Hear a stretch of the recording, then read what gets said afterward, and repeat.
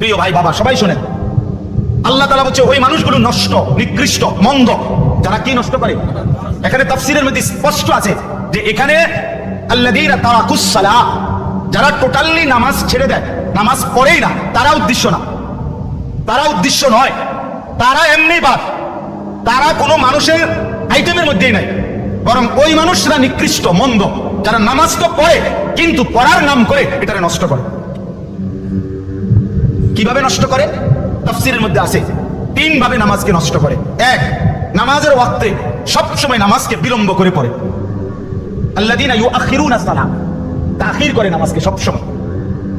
একটা বাজে জোহরের আযান, আমরা 4:30 বাজে, 4:30 বাজে, ওই সময় বেরাত লাগাইয়া এরপরে নামাজ। আমরা দেশের বেডিদের মতো, আমাদের দেশের মহিলাদের খাসিয়ত এটা বেশি।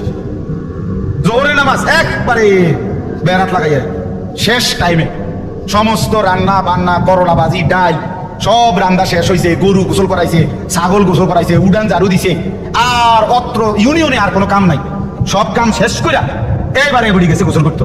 গোসল করে আইসা এরপরে আইসা রুকু সেজদা দপাদপ 12 রাকাত নামাজ 27 মিনিট উড়াই লাইছে, সোজা কথা সুরে লাইছে নামাজ, দুম নামাজ।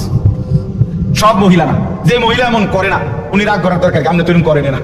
আর যে বেডি এরকম খাচ্ছতে আপনি রাগ করলে কি, আপনি সেটলেই কি, কথা বুঝেন নাই? কথা আপনি সেটতে ভালোই যান, কথা বুঝেন। আপনি যদি জিদ উড়ে আপনি এটা বলেন যে যা হুজুর এত বড় কথা কইলো, যা 101টা বাজে নামাজ পড়লাম, তো মাশাআল্লাহ আমরা তো এটাই চাই, আমরা যদি এরকম সেট ওড়ে।